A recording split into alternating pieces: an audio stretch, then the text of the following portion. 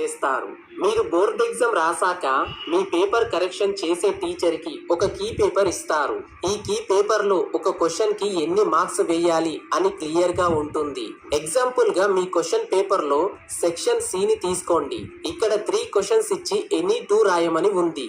అంటే 19, 20, 21 వీటికి long answers రాయాలి. ఆ క్వశ్చన్స్ కి 8 మార్క్స్ వేయాలని పేపర్ కరెక్షన్ చేసే వారి దగ్గర కూడా ఒక కీ పేపర్ ఉంటుంది. వాటి ప్రకారం మీకు మార్క్స్ వేస్తారు.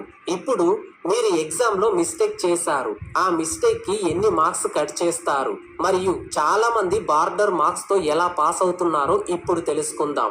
మాక్సిమం అందరి స్టూడెంట్స్ కున్న కామన్ డౌట్ ఏంటంటే నేను ఎగ్జామ్ లో పాస్ అవుతానా లేదా అని. మీరు ఒక సబ్జెక్టు పాస్ అవ్వాలంటే 100 కి 35 మార్క్స్ రావాలి. అయితే మీ పేపర్ ని కరెక్షన్ చేశాక మీకు 31 మార్క్స్ వచ్చాయి అనుకోండి. అప్పుడు మిమ్మల్ని పాస్ చేసి